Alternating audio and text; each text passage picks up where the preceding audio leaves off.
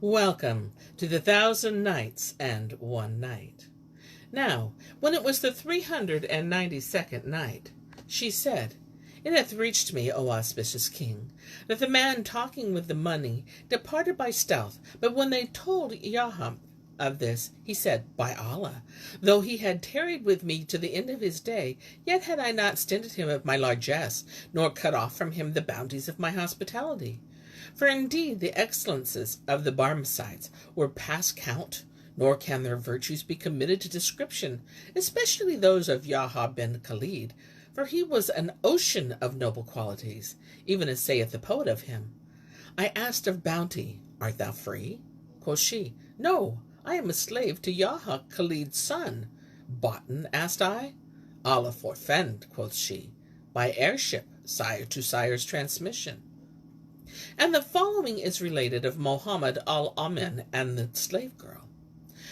Jafar bin Musa al-Hadi once had a slave girl, a lutist, called Al-Badir al-Kabir, than whom there was not in her time a fairer of face, nor shapelier of shape, nor more elegant of manners, nor more accomplished in the art of singing and striking the strings. She was indeed perfect in beauty, and extreme in every charm. Now Mohammed Al-Amin, son of Zubaydah, heard of her and was urgent with Jafar to sell her to him. But he replied, Thou knowest it beseemeth not the one of my rank to sell slave girls, nor set prices on concubines.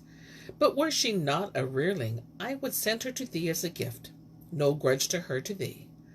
And Mohammed Al-Amin, some days after this, went to Jafar's house to make merry.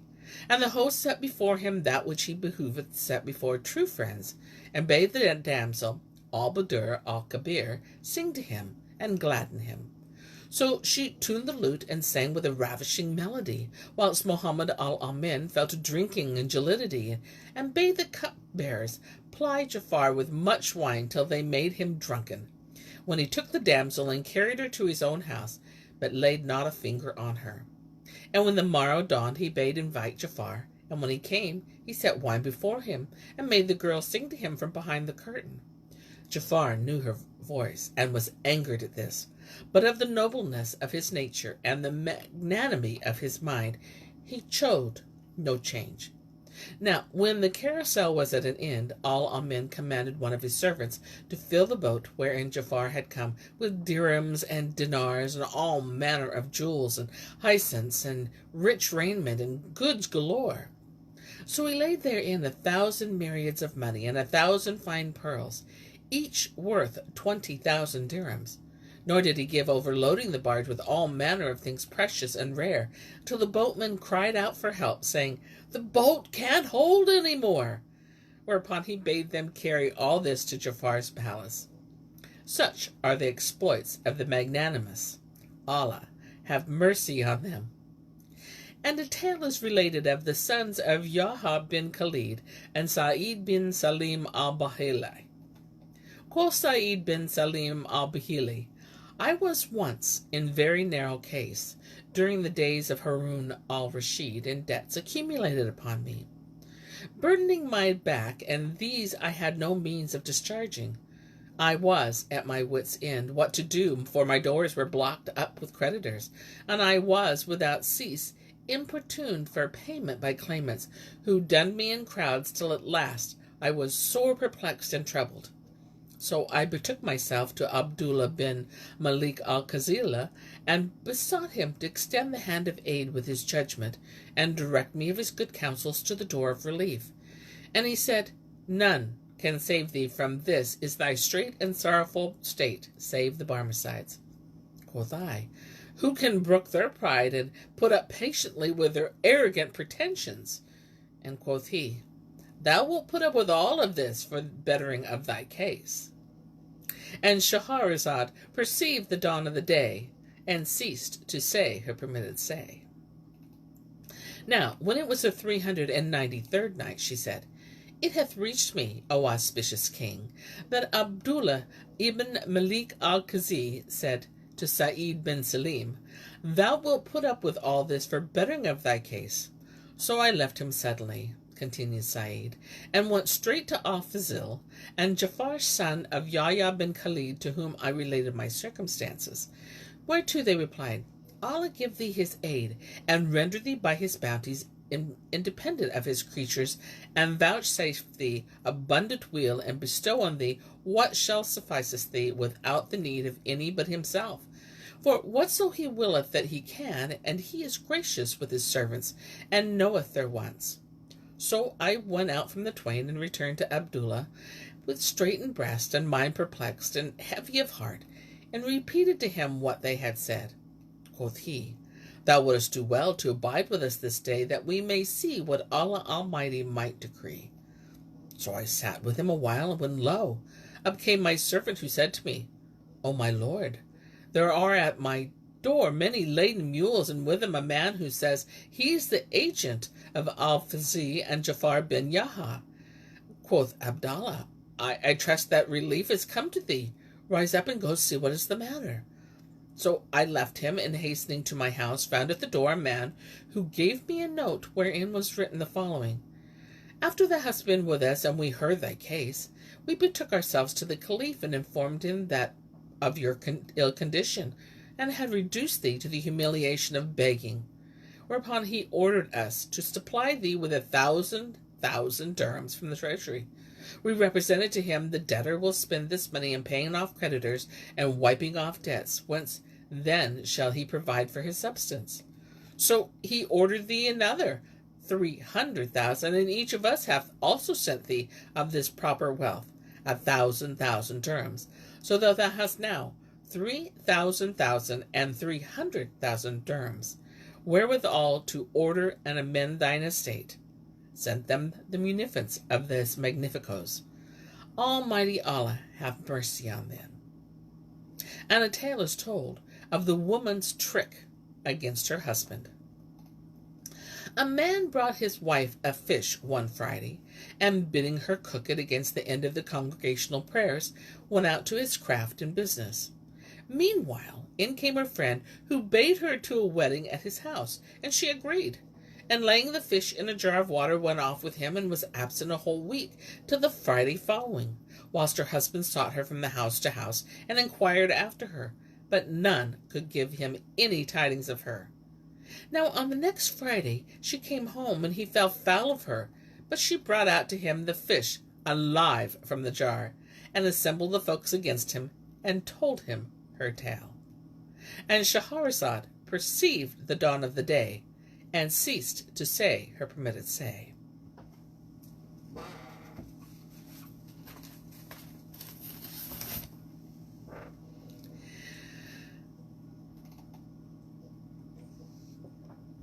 Now, when it was the 394th night, she said, It hath reached me, O auspicious king, that the woman brought out the fish alive from the water jar, and assembled the folk against her husband, and told them her tale. He also told his, but they credited him not with that, and said, It cannot be that the fish should have remained alive all this while. So they proved him mad, and imprisoned him, and mocked at him, whereupon he shed tears in floods, and recited these two couplets. Old hag of high degree and filthy life, whose face her monstrous lewdness witnesses, when menstruous she bawds, when clean she whores, and all her time bawd or adulteress is. And a tale is related of the devout woman and the two wicked elders.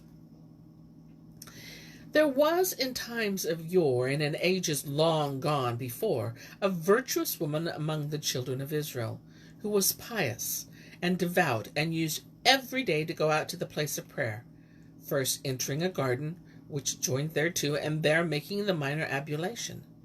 Now there were in this garden 2 old men, its keepers, and both sheikhs fell in love with her, and sought her favors, but she refused.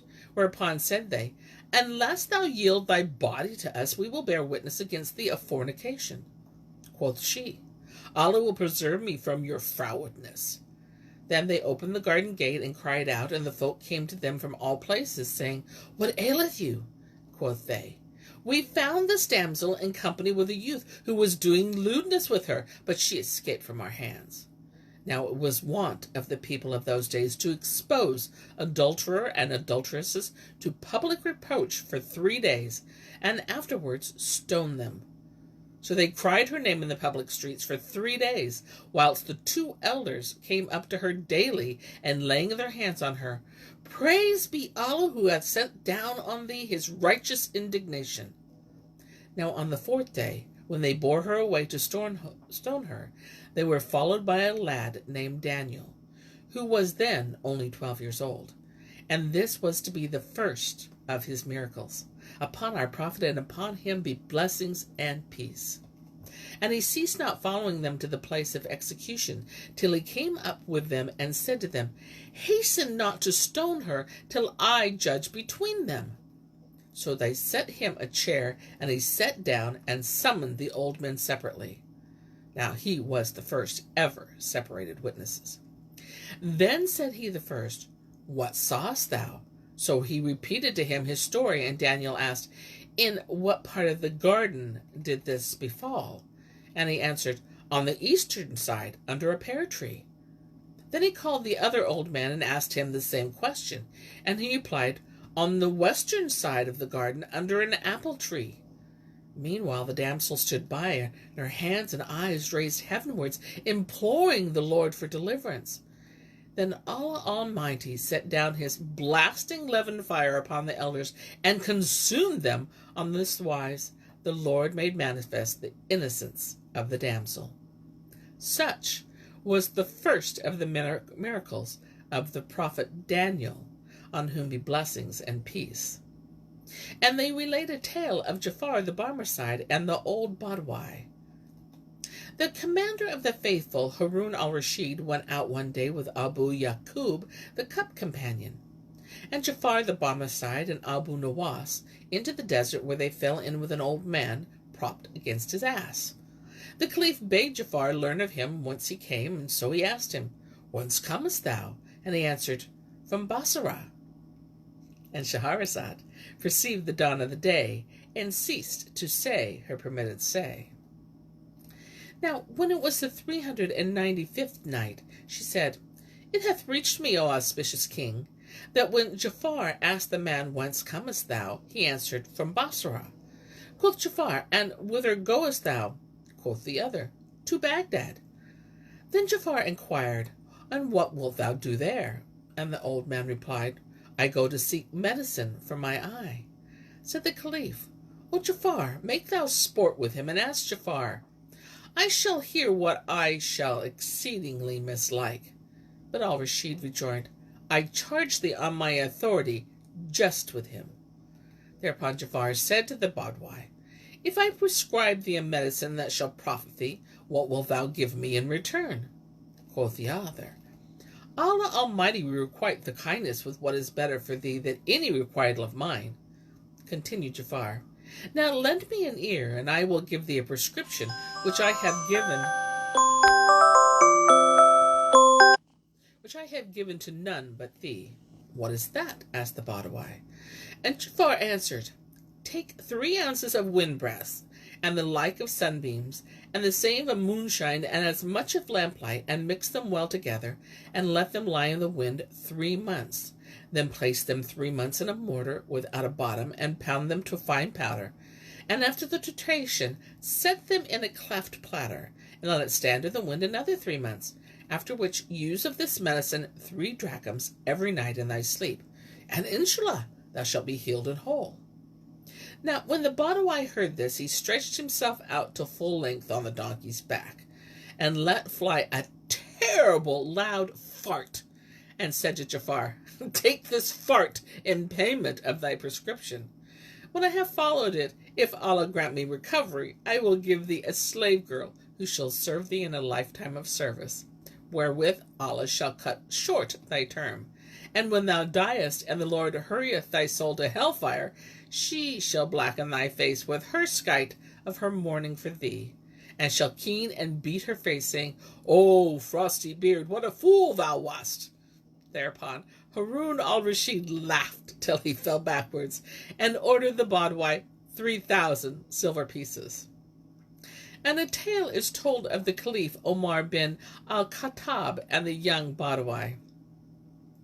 Sharif Hussein bin Ravin related that the Caliph Omar bin Al-Khattab was sitting one day judging the folk and doing justice between his subjects, and attended by the best and wisest of his counselors, when there came up to him a youth, comely and cleanly attired, upon whom two very handsome youths had laid hold, and were hauling by the collar till they set him in the presence.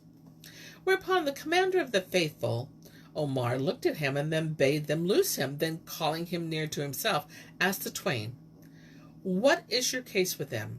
They answered, "O Prince of the true believers, we are two brothers by one mother, and as followers of verity known are we. We had a father, a very old man of good counsel, honored by the tribes, sound of baseness and renowned of goodliness, who reared us tenderly in childhood, and loaded us with favors in all of manhood." And Shahrazad perceived the dawn of the day, and ceased saying her permitted say. Now, when it was the 396th night, she said, "It hath reached me, O auspicious king, that the two youths said to the commander of the faithful, Omar, son of Al-Khattab, our father was a man honored by the tribes, sound of baseness and renowned for goodliness, who reared us delicately in childhood, and loaded us with favors in manhood, in fine, a sea of noble and illustrious qualities, worthy of the poet's praise. Is Abu Sheikh of Shabin?" they asked. Quoth I, "Nay, by my life, of him Shabin. And how many a sire rose high by a noble son, as Allah's prophet glorified Adnan? Now, he went forth this day to his garden to refresh himself amongst his trees, and pluck the ripe fruits, when this young man slew him wrongly, and swerved from the road of righteousness. Wherefore we demand of thee the retribution of his crime, and call thee to pass judgment upon him according to the commandment of Allah." Then Omar cast a terrible look at the accused youth, and said to him, "Verily, thou hast heard the complaint these two young prefer. What hast thou to reply to aver?" But he was brave of heart and bold of speech, having doffed the robe of pusillanimity and put off the garb of cowardry. So he smiled, and spoke in the most eloquent and elegant words, and paying the most ceremonial compliment to the Caliph, said, "By Allah, O Commander of the Faithful, I have indeed given ear to their complaint, and they have told the truth in that which they tell, so far as they have set out what befell, and the commandment of Allah is decree. But I will forthright state my case between thy hands, and it is to thee to give commands. Know then, O Prince of the Faithful, that I am a very Arab of the Arabes, the noblest of those that are beneath the sky. I grew up in the dwellings of the wold, and fell till evil times my tribe befell, when I came to the outskirts of this town, and my family and whatso goods I own, and I went along the paths leading to the gardens, the orchards, and the garths, when my she-camels highly esteemed, and by me most precious esteemed, and midst them a stallion of noble blood, and shape right good, a plenteous getter of brood, by whom the females abundantly bore, and who walked among them as though a kingly crown he wore. One of the she-camels broke away, and running to the garden of these young men's father, where the tree showed above the wall, put forth her lips, and began to feed as in the stall. I ran to her to drive her away, when behold, there appeared a breach in the wall an old man, and grey, whose eyes sparkled with angry ray, holding in his right a stone to throw, and swaying to and fro with a swing like a lion ready for spring. He cast a stone at my stallion, and killed him, for it struck a vital part. When I saw the stallion drop dead beside me, I felt like coals of anger kindled in my heart. So I took up the very stone, and throwing it at the old man, it was the cause of his bane and ban. Thus his own wrongful act returned to him anew, and the man was slain of that wherewith he slew. When the stone struck him, he cried out with a great cry, and shrieked out a terrible shriek, whereupon I hastened from the spot. But these two young men hurried after me, and laid hands on me, and before they carried me away. Quoth Almighty Allah, accept of him. Thou hast confessed what thou committest, and of acquittal there is no possible occasion, for urgent is the law of retaliation, and they cried for mercy, but it was not a time to escape. The young man answered, I hear and obey the judgment of Inman, and I consent to all required by the law of Al-Islam. But if I have a young brother whose old father, before his decease, appointed to him wealth in great store, and gold galore, and committed his affair to me before Allah, saying, I give this into thy hand for thy brother. Keep it for him with all thy might. So I took the money and buried it, nor doth any know of it but I. Now, if thou adjudge me to be just forthright, the money will be lost, and thou shalt be the cause of its loss. Wherefore the child will sue thee for his due on the day when the Creator shall judge between his creatures. But if thou wilt grant me 3 days' delay, I will appoint some guardian to administer the affairs of the boy, and return to answer my debt. And I have one who will be my surety for the fulfillment of this my promise. So the commander of the faithful bowed his head a while, then raised it, and looking around upon those present, said, Who will stand for a surety by me for this return to this palace? And the youth looked at the faces of those who were in company, and pointing to Abu Zar, in preference to all present, said, This man shall answer for me and be my bail. And Shahrazad perceived the dawn of the day, and ceased saying her permitted say. And so do I cease my tale for the day, till it be morrow.